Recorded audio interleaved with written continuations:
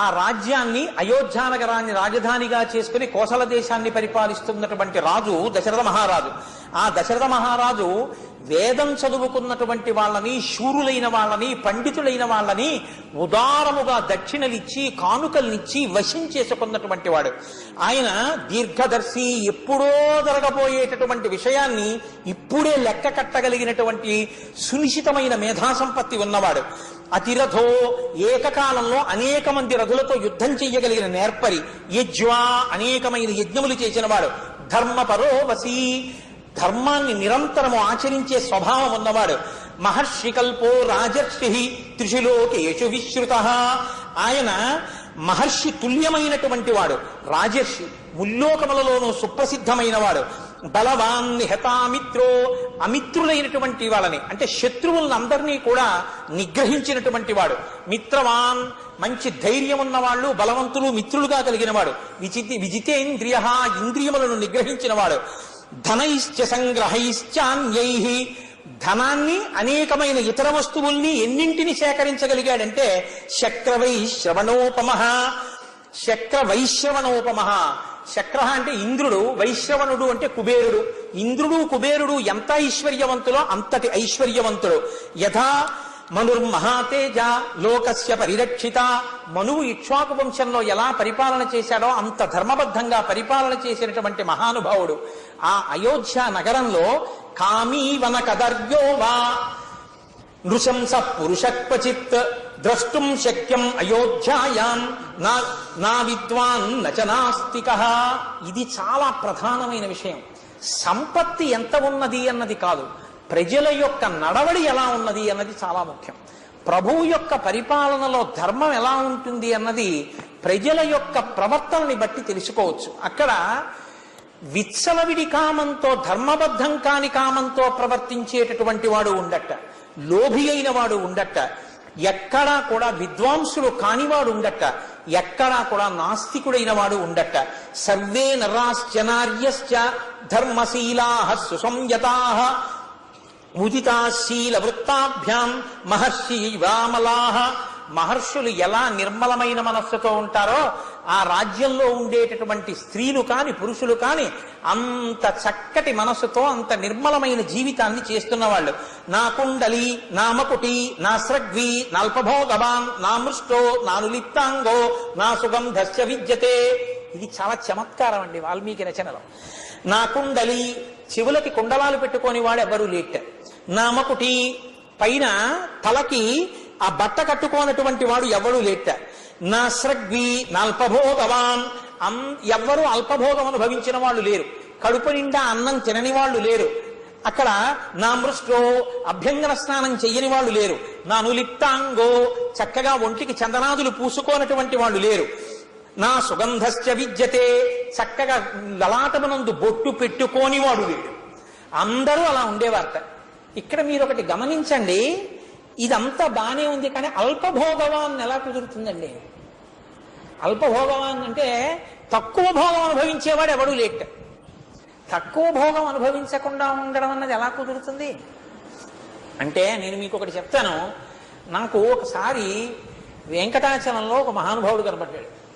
ఆయన ఒకళ్ళ ఇంటికి వెళ్ళి, అమ్మ నాకు ఇంత అన్నం కొంచెం పెరుగు పెట్టండి అమ్మా చాలు అని అడిగాడు.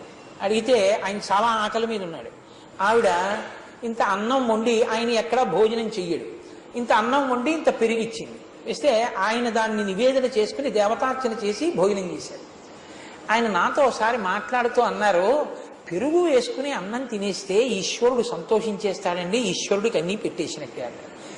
నేను అన్నీ తినేసినట్టేనండి ఆయన అనలేదు, ఈశ్వరుడికి అన్నీ పెట్టేసినట్టేనండి అన్నారు. నాకు ఆ మాట చమత్కారంగా అనిపించి నేను అన్నాను, ఈశ్వరుడికి అన్నీ పెట్టేసినట్టు ఎలా అవుతుందండి అన్నాను. ఇన్ని పెట్టినా ఆఖరణ పెరుగేసి పెడతాం కదా కోటేశ్వరారు. నేను పెరుగేసి పెట్టేస్తే ముందు అన్నీ పెట్టేసినట్టే స్వీకరిస్తాడు ఈశ్వరుడు. అందుకని పెరుగేసుకు తినేశానండి అన్నారు.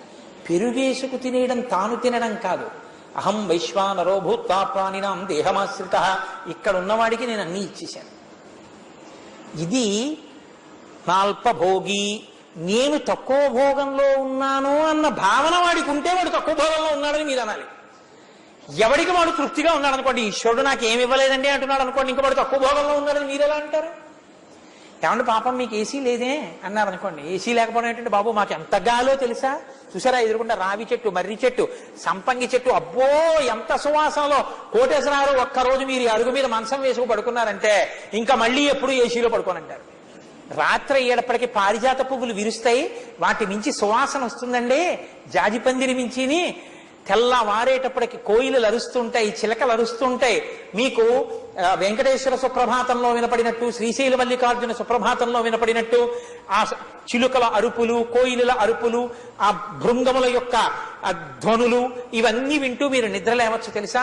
ఆకాశింధుకమలాని మనోహరాణి ఆదాయ పాదయుగమర్చయితుం ప్రపన్నాహ అని చదవడం కాదు.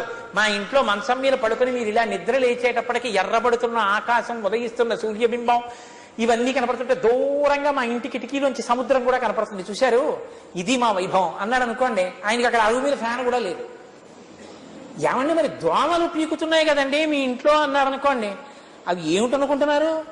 అవి సాక్షాత్తుగా ఉపనిషత్ స్వరూపాలు. శృతులకు చివర ఉంటాయి, చెవుల చివర కరుస్తుంటాయి. అది విష్ణుతత్వం, అది సర్వవ్యాపకత్వం. రాత్రనక పగలనక అన్ని చోట్ల ఉంటాయి. ఏమంటే నాకింత పెట్టినవాడు ఇంత నిత్తుటి చుక్క తాగితే మరి ఆయన నాకు పెట్టాడు, నాలోంచి దానికి పెట్టాడు, ఫోన్లు ఎదురు నా అంతా నేను ఎవరికి పెట్టలేను, అదేదో నెత్తుటి చుక్క తాగే అదృష్టం ఇలా అయినా దొరికింది అన్నాడు అనుకోండి. మీరు ఇంకా ఆయన్ని ఏమంటారంటే ఏం లేదని మీరు అంటారు, చెప్పండి నాకు. ఇది నాల్పభోగవాన్ అంటే ప్రజల యొక్క మనస్థితిని ఆవిష్కరిస్తుంది. ఇది వాల్మీకి మహర్షి రచన అంటే అంత గొప్పగా ఉంటుంది. అందుకని నా కుండలి నామకుటి నా స్రగ్వి నాల్పభోగవాన్ నా మృష్టో నా విలిప్తాంగో నా సుగంధస్య విద్యతే నా మృష్టభోజీ నా దాత నాప్యనంగద నిష్కధుక్ నా హస్తాభరణో నాపి దృశ్యతే నాప్యనాత్మవాన్. ఆత్మ జ్ఞానము లేనివాడు అక్కడ లేట, కడుపార హాయిగా భోజనం చెయ్యనివాడు అక్కడ లేట, ఒకడికి పెట్టకుండా తినేవాడు ఆ ఊళ్ళో ఎవరూ లేట.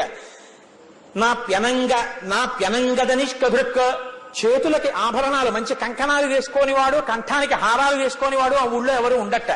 అంటే అందరూ ఐశ్వర్యంతో, గుణములతోటి, ధర్మంతో శోభిల్లుతున్నటువంటి వాళ్ళు. స్వకర్మ నిరతా నిత్యం బ్రాహ్మణా విజితేంద్రియా ధనాధ్యాయనశీలాశ్చ సంయతాశ్చ ప్రతిగ్రహే. అక్కడ ఉండేటటువంటి బ్రాహ్మణులు ఎప్పుడు స్వకర్మాచరణమునందు అనురక్తి కలిగి ఉండి ఎవడు ఏమిస్తాడు పుచ్చుకుందామనేటటువంటి ఆర్తితో ఉండేవాళ్ళు కారుట. మనం ఎవరికి ఏం పెడదామని చూస్తుంటారట తప్ప మనం ఎప్పుడు దానం పుచ్చుకుందామనేటటువంటి ప్రయత్నంలో ఉన్న బ్రాహ్మణులు కారుట. అటువంటి చోట దశరథ మహారాజు గారు పరిపాలన చేస్తున్నాడు. ఇంత గొప్పగా పరిపాలన ఎలా చెయ్యగలిగాడు అంటే ఆయన దగ్గర ఉన్న మంత్రులు అటువంటి వాళ్ళు. అష్టౌ బభూవుర్వీరస్య తస్య యశస్వినః శుచయశ్చానురక్తాశ్చ రాజకృత్యేషు నిత్యశః దృష్టిర్జయంతో విజయః సిద్ధార్థో హ్యర్థసాధకః అశోకో మంత్రపాలశ్చ సుమంత్రశ్చ అష్టమో భవత్. 8 మంత్రులు ప్రధానులైన మంత్రులుగా ఉండేవాళ్ళు. దృష్టి, జయంతుడు, విజయుడు, సిద్ధార్థుడు, అర్ధసాధకుడు, అశోకుడు, మంత్రపాలుడు, సుమంత్రుడు. 8 మంత్రులు ప్రధాన మంత్రులుగా ఉండి పరిపాలన చేస్తూ ఉండేవాడు. వాళ్ళు ఎప్పుడూ రాజకార్యాన్ని సాధించడంలో శ్రద్ధాళువులై ఉండేవారు. వాళ్ళు వశిష్ఠో వామదేవశ్చ మంత్రినశ్చ తథాపరే. ప్రధానమైన పురోహితులుగా వశిష్ఠుడు, వామదేవుడు ఉండేవారు. విద్యా వినీత హ్రీమంత కుశలాని యతేంద్రియ శ్రీమంతశ్చ మహాత్మానః శాస్త్రజ్ఞా దృఢ విక్రమాః కీర్తిమంత ప్రణిహిత యథావచనకారిణః తేజక్షమా యశ ప్రాప్త స్మితపూర్వాభిభాషిణః. ఆ ఉన్నటువంటి మంత్రులందరూ కూడా విద్యా వినయ సంపన్నులు. వాళ్ళు ఏ పనులు చెయ్యాలో ఆ పనులకు సంబంధించినటువంటి విషయాలన్నీ పరిపూర్ణంగా తెలుసున్నవారు. అంతే తప్ప అసలు దాని గురించి ఏమీ తెలియకుండా మంత్రి అయిపోయిన వాళ్ళు కాదు. పరిపూర్ణంగా ఆ విషయాన్ని సమగ్రంగా తెలుసుకున్న వాళ్ళు ఆ మంత్రిత్వాన్ని నిర్వహిస్తూ ఉండేటటువంటి వాళ్ళు. వాళ్ళు అన్నిటికన్నా గొప్ప విషయం ఏమిటో తెలుసా అండి, ఇంద్రియములను నిగ్రహించినటువంటి వాళ్ళు. సహజముగా వాళ్ళు గొప్ప ఐశ్వర్య సంపన్నులు. అటువంటి వాళ్ళు శుచయశ్చానురక్తాశ్చ గొప్ప శుచి కలిగిన వారు. శుచి కలిగిన వారు అంటే పారదర్శకతతో పనిచేసేటటువంటి వారు తప్ప ఈ పని మనం చేసేటప్పుడు మనకేమొస్తుందనేటటువంటి ఆలోచన అసలు లేని వాళ్ళు. ఇంకా స్పష్టంగా చెప్పాలంటే బంధుప్రీతి, లంచగొండితనము, ఆశ్రిత పక్షపాతము, సంకుచితత్వము ఇటువంటి దుర్గుణములకు దూరముగా ఉండేటటువంటి వారు. ధర్మానికి కట్టుబడి పనిచేసేటటువంటి వాళ్ళు. కుశల వ్యవహారేషు సౌహృదేషు పరీక్షితా. వాళ్ళు ఎంత కౌశల్యము కలిగిన, కౌశల్యం అన్న మాట మీరు బాగా అర్థం చేసుకోవాలి. కౌశల్యం అంటే ఏమిటో తెలుసా అండి? ఎక్కడి వరకు దేన్ని వాడాలో అంతవరకు మాత్రమే వాడగలిగితే కౌశల్యం. కుశ అంటే దర్భని ఎంతవరకు త్రుంచాలో అంతే త్రుంచాలి. అవసరం ఉన్నా లేకపోయినా కట్టకట్టి పట్టుకెళ్ళిపోవడం, పనికి వచ్చినా పనికి రాకపోయినా దర్భ తుంచేయడం, అటువంటి పనులు చేయకూడదు. ఎంత అవసరమో అంతవరకు మాత్రమే వాడుకోగలిగినటువంటి ప్రజ్ఞకి కౌశలమని పేరు. వాడు అన్యాయం చేయలేదు, తప్పు చేయలేదంటే శత్రువని తెలిసినా వాళ్ళు శిక్ష వెయ్యరు. తన కొడుకే అని తెలిసినా తప్పు చేశాడంటే శిక్ష వెయ్యకుండా ఉండరు. అటువంటి ధర్మాత్ములైనటువంటి మంత్రులు అయోధ్యాధిపతి అయినటువంటి దశరథ మహారాజు గారికి సహాయం చేస్తూ ఉండేవాళ్ళు పరిపాలనలో.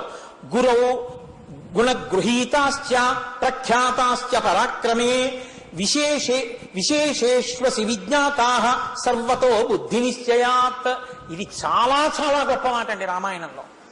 తల్లిదండ్రులు, గురువులు, పెద్దలు మొదలైనటువంటి వారికి సంబంధించినటువంటి గుణములను తాము గ్రహించి స్తోత్రం చేసి అనుష్ఠించడానికి ఆదర్శంగా స్వీకరించారు తప్ప మంత్రులు వారి యందు దోషములు ఉన్నా వీరు చూసేవారు కాదు, మాట్లాడేవారు కాదు. నాకు ఈ మాట చెప్తుంటే ఒక విషయం జ్ఞాపకానికి వస్తోంది. చంద్రశేఖర భారతీ స్వామి వారి దగ్గరికి వెళ్ళి ఒక వ్యక్తి అన్నాడు, నేను మా నాన్నగారిని చాలా జాగ్రత్తగా చూస్తాను, షహబాష్. మా నాన్నగారికి ఎంతో గౌరవిస్తాను, షహబాష్. మా నాన్నగారికి నేను అన్నం పెడుతున్నాను, చాలా సంతోషం. కానీ మా నాన్నగారు నన్ను ప్రేమించరు, నేను చెప్పిన మాట వినరు, నోరు మొయ్ అన్నారు. నీ ధర్మం ఎంతవరకు అంటే తండ్రికి కొడుకుగా తండ్రిని అనువర్తించడం, తండ్రిని కీర్తించడం, తండ్రి యొక్క గుణములను కీర్తించడం. తండ్రి నిన్ను దూషిస్తే నాన్నగారు ఆశీర్వచనం అనుకుని వెళ్ళిపో. అంతేకాని తండ్రి యొక్క దోషములు చూసే స్థితి నీకు లేదు. తండ్రి యొక్క దోషములను ఎంచడం కుమారుడి యొక్క లక్షణం కాదు. గురువు యొక్క దోషములు శిష్యుడు ఎన్నడూ చూడకూడదు, గురువు గారి గుణములు ఒక్కటే చూడాలి. ఇది చూడడం తెలుసున్న వాళ్ళు దశరథ మహారాజు గారి మంత్రులుంటే. మంత్రులు అలా ఉంటే, మంత్రులు అటువంటి నడవడితో ఉంటే రాజ్యం ఎంత గొప్పగా ఉంటుందండి. కాబట్టి దశరథ మహారాజు గారి యొక్క రాజ్యం అత్యంత వైభవంగా జరిగిపోతోంది.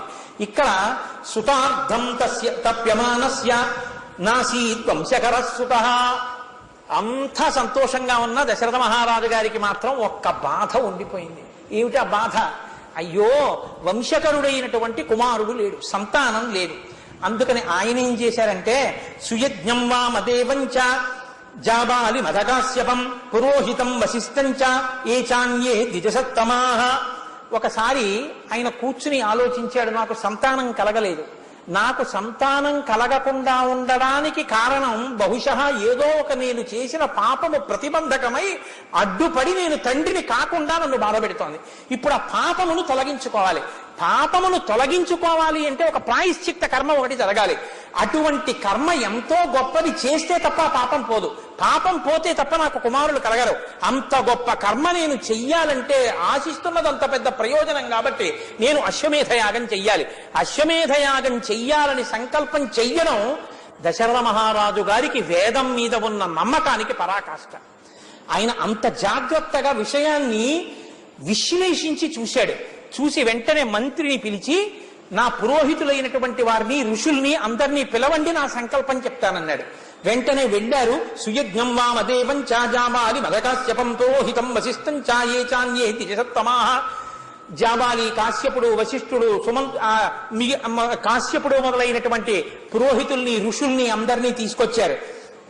దశరథ మహారాజు గారు తన హృదయాన్ని ఆవిష్కరించాడు. నేను అశ్వమేధయాగం చెయ్యాలనుకుంటున్నాను, మహాత్ములారా మీ అందరూ సహకరించి కార్యం సఫలమయ్యేటట్టుగా అనుగ్రహించండి. చాలా సంతోషించారు. వశిష్ఠుడు మొదలైన మహర్షులు అన్నారు, సర్వధా ప్రాప్యసే పుత్రాన్ అభిప్రేతాంశ్చ పార్థివా యస్య తే ధార్మికీ బుద్ధి ఇయం పుత్రార్థమాగత. కొడుకు పుట్టాలని కోరుకోవడం గొప్ప కాదు, పుట్టినటువంటి కొడుకు ఏడిపించుకు తినేవాడు పుట్టాడు అనుకోండి, ఏమిటి దానివల్ల ఉపయోగం? 7 తరాలు కింద పడిపోతాయి పుట్టకూడని కొడుకు కానీ పుడితే. వశిష్ఠాదులు దశరథ మహారాజు గారు చేసుకున్న నిర్ణయాన్ని శ్లాఘించారు. వేదాన్ని నమ్మాడు. ఏ పాపం ఉందో అది పోగొట్టుకునేటటువంటి ప్రక్రియ యందు నిమగ్నం అవుతానంటున్నాడు.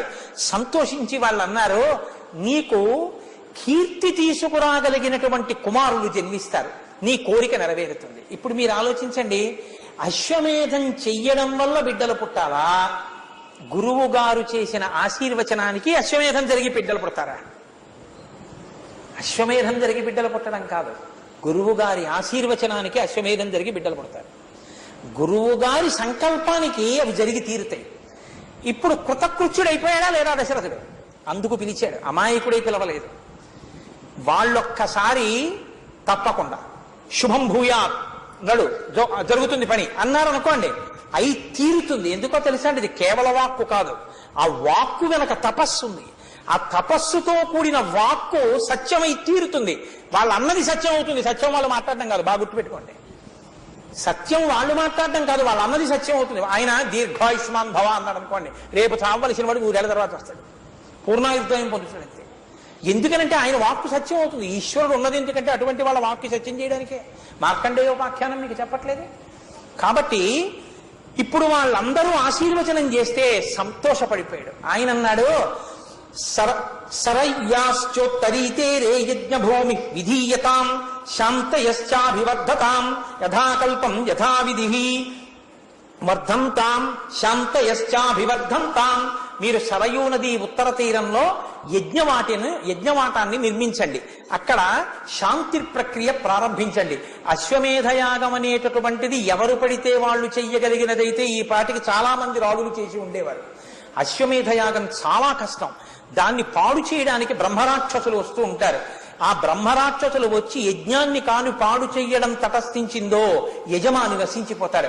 కాబట్టి మీ అందరూ విషయాలు తెలుసున్నవారు కనుక యజ్ఞం సక్రమంగా జరిగేటట్టుగా నాకు సహకరించి యజ్ఞంలో నేను కృతార్థుడనయ్యేటట్టు బిడ్డలని పొందేటట్టు నాకు సహకరించండి అని అడిగాడు.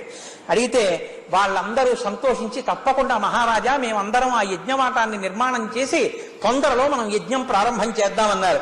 తాసాం తేనాతికాంతేన వచనేన సువర్చసాం ముఖ పద్మాన్యశోభంత పద్మానీవ హిమాత్యయే. పద్మములంటే ఆ పద్మముల మీద పడినటువంటి మంచు తొలగిపోయిన తరువాత శోభించినటువంటి పద్మములు ఎలా ఉంటాయో గురువు గారు ఆశీర్వదించారు, మనకి బిడ్డలు పడతారట, అశ్వమేధయాగం చేస్తున్నాను, మీరు కూడా నా పక్కన కూర్చుందరుగానని యజ్ఞం చేసేటప్పుడు రాజు పక్కన కూర్చోవడానికి అర్హత ఉన్నటువంటి కాంతని పత్ని అంటారు. పత్నులకు వెళ్ళి చెప్తే వాళ్ళ ముఖాలన్నీ వికసించి మంచు తొలగిన పద్మాల్లా అయ్యేట. అంటే అమ్మతనం కోసం వాళ్ళెంత పరితపిస్తున్నారో మీరు గమనించండి. ఇవాళ అయోధ్యానగరంలో ఇంతకు మించిన పండగ లేదు. దశరథుడు తండ్రి కాబోతున్నాడు, ఆయన పత్నులు తల్లులు కాబోతున్నారు. అంత సంతోషంగా ఉన్నారు. ఆజ్ఞ ఇచ్చాడు, లోపలికి వెళ్ళాడు. నన్ను మన్నించండి, నువ్వు ఇలా చెప్పుకుపోతున్నావు ఆచి చూడమే అనుకోకండి, నా తాపత్రయం ఒకటి ఉంది, అందుకని దయచేసి సహకరించండి, నేను ఈ సర్గ చెప్పి ఆప్ చేస్తాను. ఏమంటే నా బాధ ఒకటి ఉంది, 42 రోజుల్లో నేను సంపూర్ణ రామాయణం పూర్తి చేయవలసి ఉంది. అందుకని కాశ్యపశ్యతు పుత్రాస్తి విభండక ఇతి శ్రుతః ఋష్యశృంగ ఇతి ఖ్యాతః తస్య పుత్రో భవిష్యతి. సుమంత్రుడన్నటువంటి మంత్రి అంతఃపురం లోపలికి వెళ్ళిపోయినటువంటి దశరథ మహారాజు గారిని కలుసుకుని, మహారాజా, నీతో నేను ఒక విషయం చెప్పవలసి ఉంది అన్నాడు. మంత్రి వచ్చాడు అంటే ఏదో ముఖ్యమైన విషయం అని సుమంత్రుణ్ణి కూర్చోపెట్టి ఏ విషయము అని అడిగాడు. అడిగితే ఆయన చెప్తున్నాడు. ఎక్కడ విషయం చెప్తున్నాడో తెలుసా అండి? ఒకానొకప్పుడు, ఇప్పుడు జరిగినటువంటి కథ కాదు. సనత్కుమారుడు బ్రహ్మమానస పుత్రుల్లో ఆయన ఒకడు. సనత్కుమారుడు ఋషులతో ఎప్పుడో పూర్వం మాట్లాడినటువంటి విషయాన్ని నేను తెలుసుకున్నాను. నాకు ఆ విషయం తెలుసు, నేను ఆ విషయం చెప్తాను, విను దశరథ మహారాజా అన్నాడు. ఏమిటి ఆ విషయం అని అడిగాడు. కాశ్యపశ్యతు పుత్రోస్తి. కాశ్యపుడనేటటువంటి ఋషికి పుత్రుడు విభండక మహర్షి. విభండక మహర్షి యొక్క పుత్రుడు ఋష్యశృంగ మహర్షి. ఇది సర్గ ఎలా వెళ్ళిందో అలా చెప్పడం కన్నా నేను దాన్ని తేటతెల్లంగా చెప్పడం మీకు తేలిగ్గా ఉంటుంది. ఎందుకంటే సర్గ కొంచెం చెప్పిన తర్వాత దశరథ మహారాజు గారు వివరణ అడిగిన తర్వాత సుమంత్రుడు బాగా వివరణ చేస్తాడు. కాబట్టి నేను మీకు అర్థమయ్యే రీతిలో, అంటే మీరు తెలియని వారు కాదు, మీకు అన్నీ తెలుసు, కానీ నా తృప్తి ఆ రీతిలో ఆవిష్కరించే ప్రయత్నం చేస్తాను. ఆ విభండక మహర్షికి ఒక కుమారుడు, ఆయన పేరు ఋష్యశృంగుడు. ఈ ఋష్యశృంగుడి గురించి ఒక మాట చెప్పారు మహర్షి. ద్వైవిధ్యం బ్రహ్మచర్యస్య భవిష్యతి మహాత్మనః లోకేషు ప్రతితం రాజన్ విప్రైశ్చ కథితం సదా. ఈయన ద్వివిధ బ్రహ్మచర్యాన్ని అవలంబిస్తాడు. బ్రహ్మచర్యం 2 రకాలు ఏమిటండి అంటే, తాను బ్రహ్మచారి ఆశ్రమంలో ఉన్నప్పుడు మేఖల మౌంజీ మొదలైనటువంటి వాటిని ధరించి అగ్నిహోత్రాన్ని తండ్రిని ఆరాధిస్తూ గడిపి గాయత్రీ మంత్రాధిష్టాన దేవత యొక్క అనుగ్రహం చేత వేదము చేత ప్రతిపాదింపబడిన అనుభవైక వేద్యమైనటువంటి ఈశ్వరతత్వాన్ని అనుభవంలోకి తెచ్చుకోవడానికి కావలసిన సమస్త విద్య అభ్యసించేటటువంటి ప్రక్రియకి బ్రహ్మచర్యం అని పేరు. అప్పుడు పాటించేటటువంటి నియమ నిష్టలు. అప్పుడు అగ్నిని తండ్రిని ఆరాధిస్తారు. తండ్రి అని నేను ఎందుకన్నానంటే గాయత్రిని ఉపదేశిస్తాడు కాబట్టి, ఋషికుమారుడు కనుక ఋషియే ఆశ్రమాన్ని నడిపి విద్యాబోధ చేస్తాడు కనుక, లేకపోతే గురువు. రెండవ బ్రహ్మచర్యం ఎప్పుడు ఉంటుందంటే, తాను గృహస్థాశ్రమంలో ఉన్న ఎప్పుడెప్పుడు ఏ ఏ కాలముల యందు భార్యతో సమాగమం జరగకూడదో, భార్యతో రమించకూడదో, ఆయా రోజులలో భార్యతో రమించకుండా ఉండి రమించవచ్చని వేదం అంగీకరించిన రోజులలో మాత్రమే రమించగలిగిన వాడు నిత్య బ్రహ్మచారి. ఆయన కూడా బ్రహ్మచారియే. ఆయన బ్రహ్మచర్యం పోయిందని చెప్పడానికి ఏముండదు, ఆయన బ్రహ్మచారి. అందుకని 2 రకాల బ్రహ్మచర్యము ఋష్యశృంగుడికి ఉంది. ఈ ఋష్యశృంగుడి పేరు చాలా చిత్రమైన పేరు. ఆయనకి పుట్టుక చేత కొమ్ము ఉంది తల మీద. ఆ కొమ్ము ఉండడం చేత ఆయనని ఒక మృగం అంటే ఒక జింక యొక్క పిల్లవాడిగా గుర్తించారు. అందుకని ఋష్యశృంగుడు అని పిలిచేవారు. ఋష్యశృంగుణ్ణి గుర్తుపట్టడానికి మీరేనా అండి ఋష్యశృంగుడు అని మనం అడగక్కర్లేదు. ఎందుకో తెలుసా అండి, తల మీద కొమ్ము ఎవరికీ ఉండదు, ఒక్క ఋష్యశృంగుడికే ఉంటుంది. తల మీద కొమ్ముతో ఎవరైనా వచ్చారనుకోండి, ఆయన ఋష్యశృంగుడిని గుర్తుపట్టచ్చు. అసలు అలా ఎలా పుట్టాడు అంటే, విభండక మహర్షి ఒకానొక రోజున నదిలో స్నానం చేయడానికి వెళ్ళారు. నదిలో స్నానం ఎందుకు చేస్తారు? నిత్యకర్మాచరణ మనకు యోగ్యత కొరకు నదీ స్నానానికి వెడతారు. నదీ స్నానం ఎప్పుడెప్పుడు చేస్తారు? పొద్దున్న, మధ్యాహ్నం, సాయంత్రం. ఆ సమయంలో మనసు ఎలా ఉంటుంది? ఈశ్వరార్చన కౌశలంతో ఉంటుంది. అటువంటి మహర్షి నదిలో స్నానం చేస్తుండగా ఎదురుగుండా ఊర్వశి కనపడింది. ఊర్వశి కనపడితే మనసు స్థిమితం తప్పిపోయేంత ఇంద్రియాల యొక్క పటుత్వం లేనివాడా, లేదా ఇంద్రియాలని నిగ్రహించనివాడా విభండకుడు? కాడు. కానీ ఊర్వశి కనపడినంత మాత్రం చేత విభండక మహర్షి యొక్క రేతస్సు పతనమైంది. అది నీటిలో వెళ్ళిపోతోంది. అక్కడికి ఒక మృగి అంటే ఒక ఆడ జంతువు, ఒక ఆడ లేడి వచ్చి ఆ నీటిని తాగింది దాహంతో. ఆ నీటితో పాటుగా విభండక మహర్షి యొక్క రేతస్సు కూడా లోపలికి వెళ్ళిపోయింది. వెళ్ళిపోతే అది గర్భం దాల్చింది. గర్భం దాల్చిన తర్వాత దానికి ఒక కొడుకు పుట్టాడు. తండ్రి వంటి తేజస్సు, తల్లిలా ఓ కొమ్ము, రెండింటితో పుట్టాడు. పుట్టాక ఆ లేడీ మళ్ళీ ఊర్ధ్వలోకాలకు వెళ్ళిపోయింది. లేడి నీళ్ళు ఎందుకు తాగిందండి అంటే, ఇక్కడ మీరు ఒక్క విషయాన్ని బాగా గమనించాలి. రామాయణంలో సౌందర్యలహరిలో శంకర భగవత్పాదులు ఒక శ్లోకం చేశారు. హరిస్వామారాధ్య ప్రణత జన సౌభాగ్య జననీం అని. ఆ శ్లోకంలో ఆయన అంటారు, అమ్మా పురాణారీ భూత్వా పురరపిమపి క్షోభమనయత్ అంటారు. శ్రీ మహావిష్ణువు అమ్మవారిని బాగా ఉపాసన చేశాడు. చేస్తే శ్రీ మహావిష్ణువుకి అమ్మవారు ఏ వరం ఇచ్చిందంటే తనంత అందం ఆయనకి ఇచ్చింది. ఇస్తే ఇప్పుడు నారాయణుడు నారాయణికి అన్నగారు కదండి. ఆయన తన చెల్లెల్ని బాగా ఉపాసన చేస్తే ఏం చేసింది? తనంత అందం తన అన్నయ్యకి ఇచ్చింది. ఇప్పుడు అన్నయ్య అచ్చు చెల్లెలంత అందంగా ఉన్నాడు. ఇప్పుడు మోహిని వేషం కట్టాడు. ఆయన కడితే అమృతాన్ని తేలికగా దేవతలకు ఇచ్చాడు, రాక్షసులకు ఇవ్వకుండా చేశాడు. ఇది పరమశివుడికి తెలిసింది. పరమశివుడు ఏం చేశాడు? మా ఆవిడ అందంతా వచ్చిందట మా బావమరిదికి ఆడవేషం కడితే, అది ఏమిటో నేను చూడాలనుకున్నాడు. అనుకుని ఓసారి ఆ వేషం మళ్ళీ చూపించవాలి, అచ్చు మా ఆవిడంత అందంగా ఉన్నావుట కదా చూడాలి. వద్దు బావా, ఎందుకు వచ్చింది వదిలేయన్నాడు. కాదులే చూపించన్నాడు. ఆయన మోహిని వేషం ఎత్తాడు, ఈయన వెంటబడ్డాడు. ఈయన వెంటబడ్డాడు, పరమశివుడికి రేతపతనమైంది. శంకరాచార్యులు వారు అన్నారు, అమ్మా నువ్వు ఎంత గొప్పదానివమ్మా, మీ ఆయన్ని బజారుకి ఇచ్చావు అన్నారు. జాగ్రత్తగా ఆలోచించండి. విష్ణుమూర్తికి అంత సౌందర్యం ఇస్తే, మోహిని స్వరూపంలో ఆయన ఉంటే పురరపిమపి క్షోభమనయత్, పరమశివుడు యొక్క మనసు క్షోభించిపోయి ఆయన వెంటబడ్డాడు. మోహిని వెంట రేతపతనం అయింది. పరస్త్రీ కోసం పరిగెత్తి రేతపతనం చేసుకున్నవాడు పరమశివుడు అని ఆయనకి అపకీర్తి వచ్చింది. ఎంత కీర్తి తెచ్చావమ్మా మీ ఆయనకి, సదా పతివ్రత అన్నారు ఆయన. మరి అదేంటి ఆ శ్లోకం ఎందుకు రచన చేసినట్టు మరి శంకరాచార్యులు వారు? మీరు బాగా పట్టుకుంటే అమ్మవారు శ్రీ మహావిష్ణువుకి తన సౌందర్యాన్నంతటినీ ఇచ్చి మోహిని స్వరూపంగా నారాయణుడు పురుషుడు అంత అందంగా కనపడితే తప్ప పరమశివుడి యొక్క రేతస్సు తన భార్య కనపడితే తప్ప పతనం అవదు. శివకేశవుల మధ్య అనురాగం ఉదయించి రేతపతనం అయితే తప్ప అయ్యప్ప స్వామి పుట్టరు.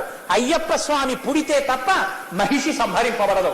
మహిషి సంహారం కోసమని విష్ణువుకి తన యొక్క అందాన్నిచ్చి తన భర్త యొక్క రేతపతనం చేయించి రాక్షస సంహారం చేయించి ధర్మశాస్త్ర అయిన అయ్యప్ప జననమునకు కారణమైన ఓ తల్లి నీకు నమస్కారం. ఇది శంకరాచార్యులు వారి ఉదయం తప్ప నీ భర్తని బజారులో పడేసిందానా అన్నది కాదు. పైకి అలా కనపడుతుంది శ్లోకం, కానీ లోపల స్తోత్రం చేశారు ఆయన అమ్మవారిని.